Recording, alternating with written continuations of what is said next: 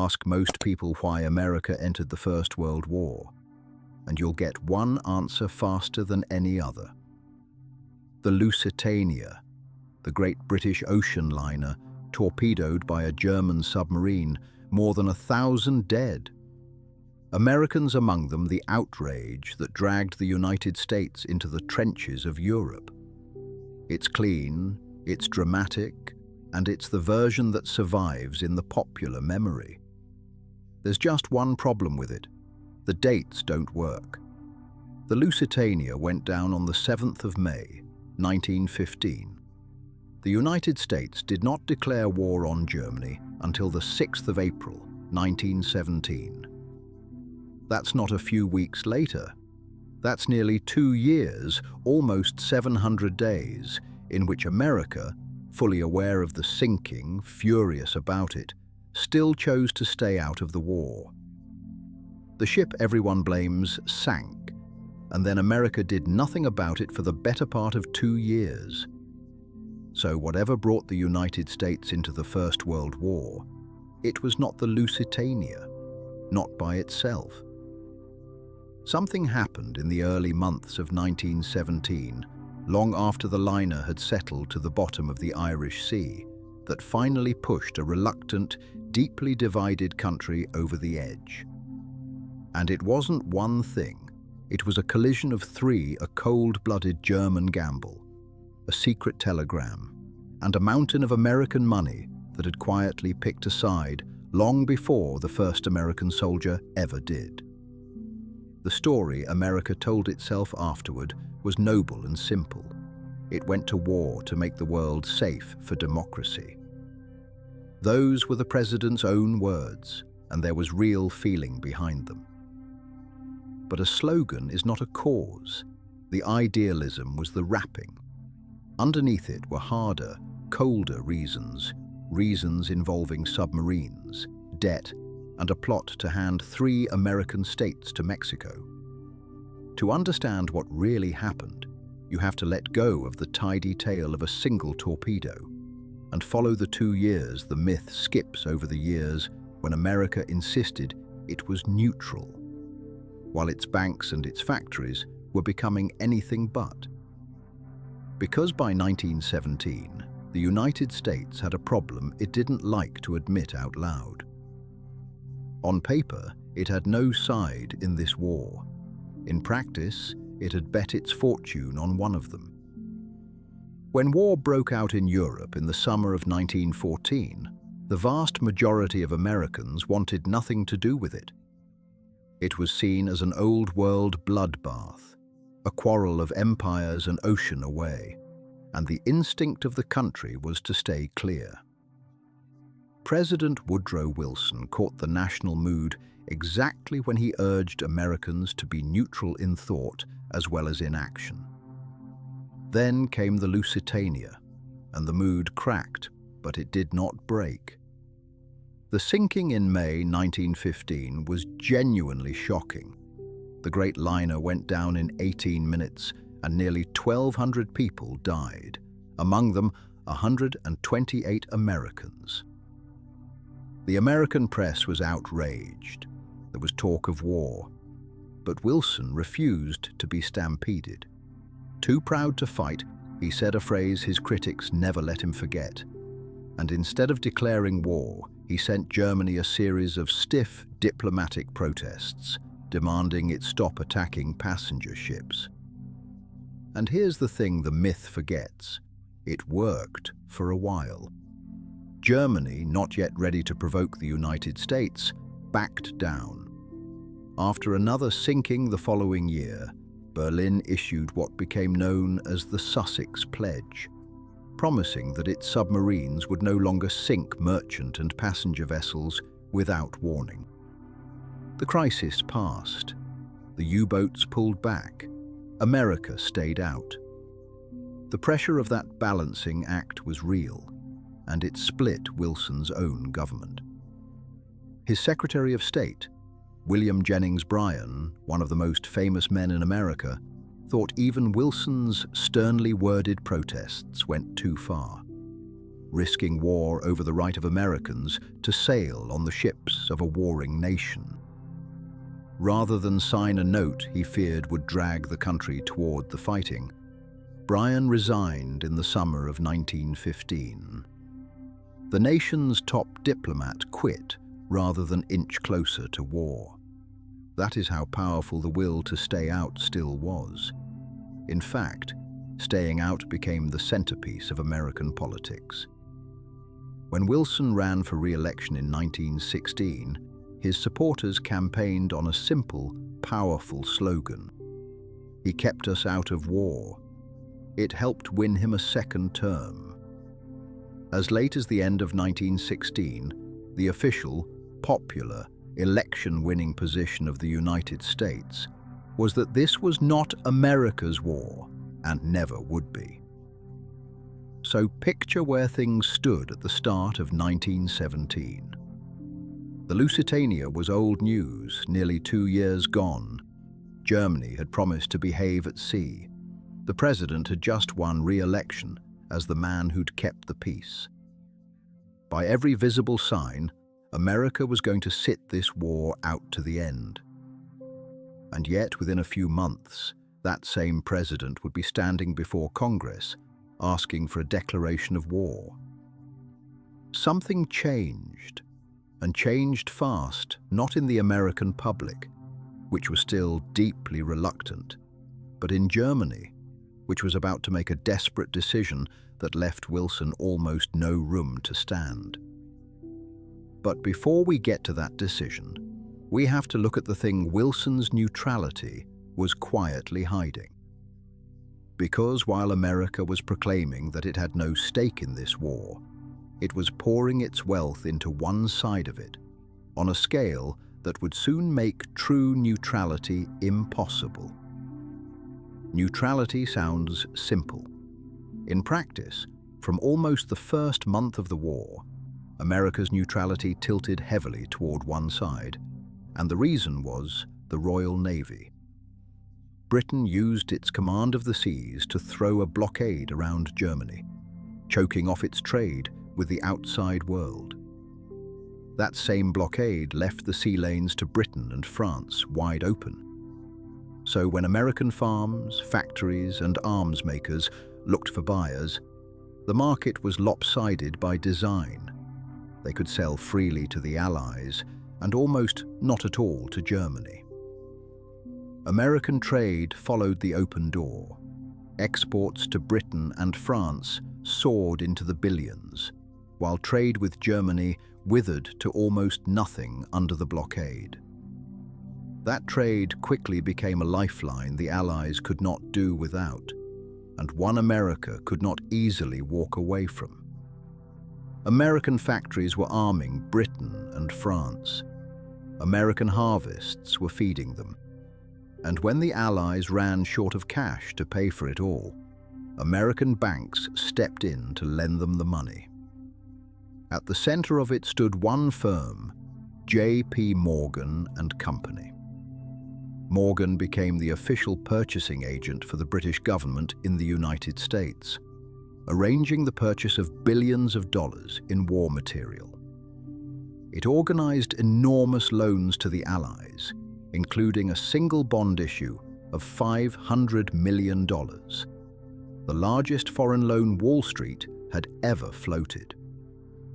By the time America entered the war, US banks had lent the Allies well over $2 billion. Lent to Germany, by contrast, almost nothing. Whole American industries had retooled around Allied orders, steel mills, chemical plants, cartridge and shell factories running day and night to feed the guns in France. An economy had grown up around the war, and it was an economy that needed the Allies to keep buying, keep fighting, and above all, keep winning. Sit with what that meant. A huge slice of American finance and industry now had an enormous direct material stake in an Allied victory. If Britain and France won, the loans would be repaid and the trade would continue.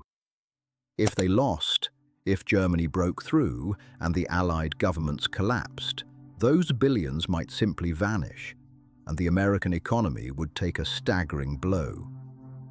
By early 1917, the Allies were running to the end of their credit, and the question of whether they could keep paying was becoming an American question as much as a European one.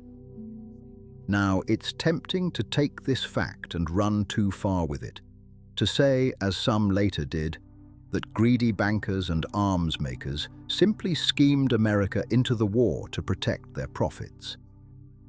That version is too neat, and historians have largely rejected it. There's no smoking gun of a banker's conspiracy pulling Wilson's strings, and plenty of other forces were in play. But you don't need a conspiracy to see the obvious. A nation that has bet its prosperity on one side of a war is not truly neutral, whatever it says in public. Its interests are already committed. Its neutrality has become a fiction it maintains out of caution, not conviction. So this was America at the dawn of 1917, officially above the fight, financially all in on the Allies, and telling itself it could keep those two things separate forever. It couldn't, and the man who was about to prove it wasn't in Washington or London. He was an admiral in Berlin, holding a chart of the North Atlantic and a calculation that would change the world. By the start of 1917, Germany was strangling.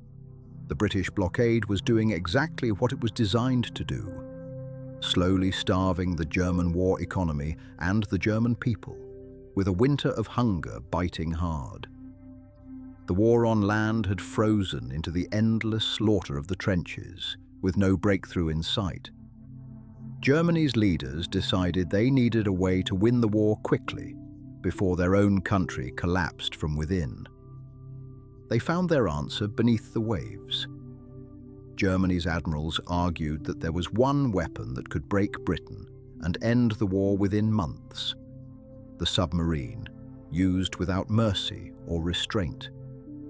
If German U-boats stopped playing by the old rules, if they sank every ship heading for Britain, neutral or not, warned or not, passenger or cargo, they could cut Britain's lifeline of food and supplies and starve the island into surrender. The naval planners did the math and concluded they could sink enough shipping to force Britain to quit in about 5 months. This was not a decision taken lightly or by rogue commanders.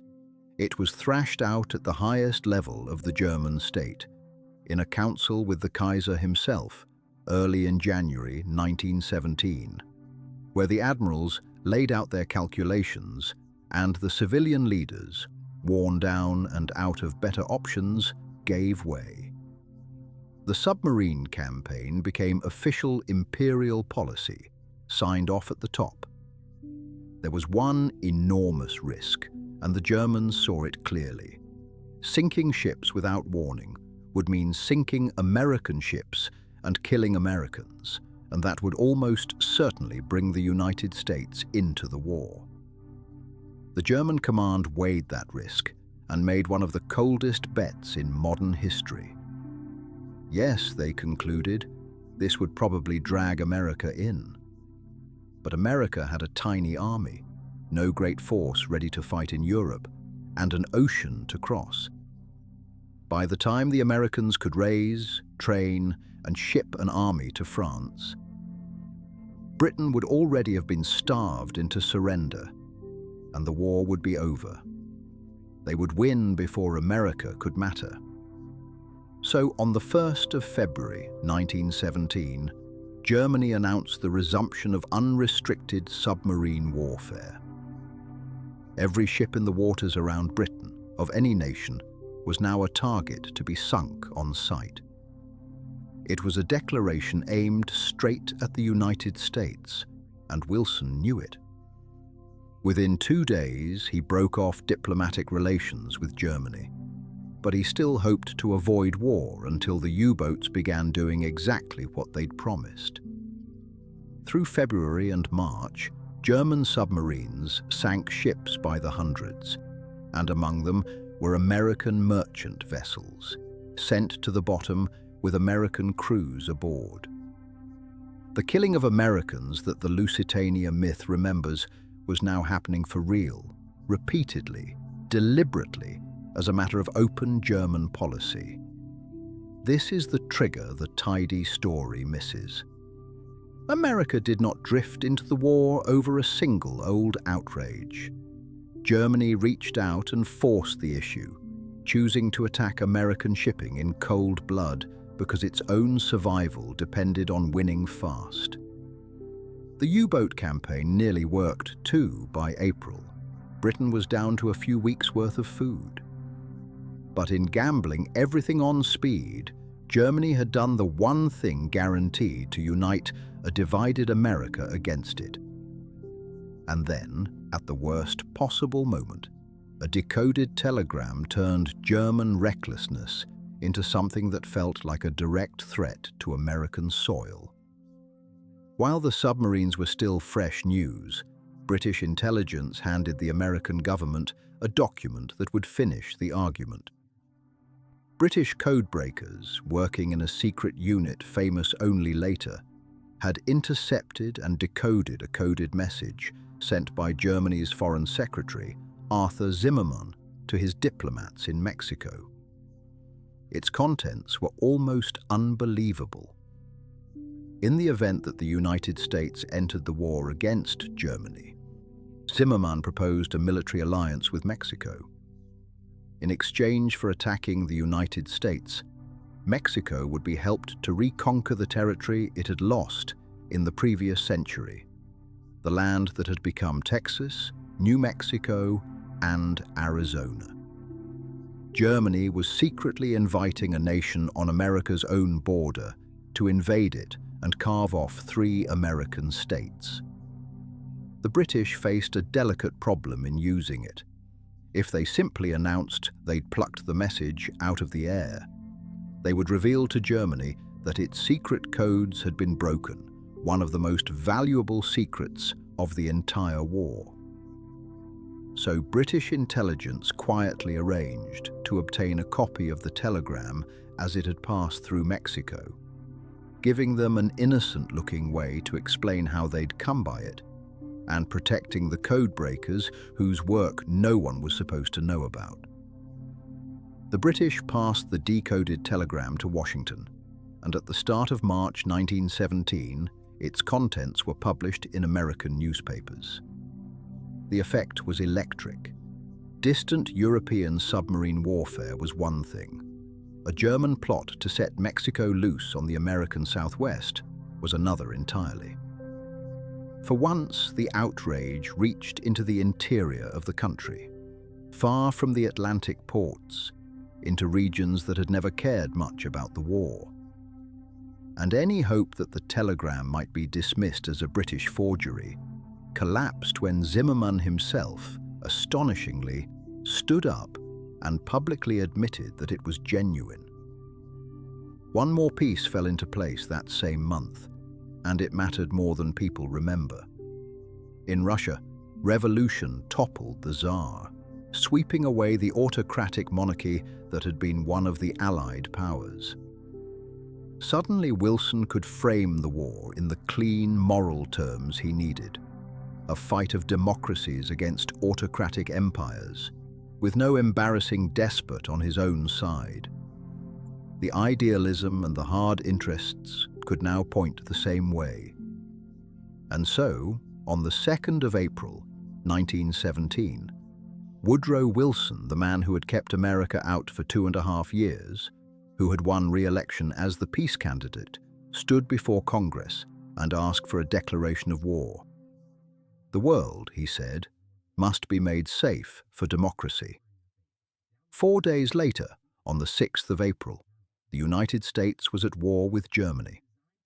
Even then, it was not unanimous.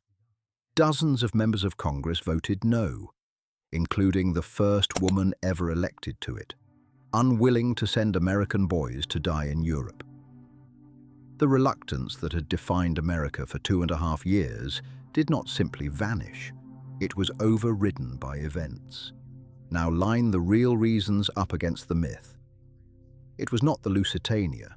That ship had been on the seabed for nearly 2 years.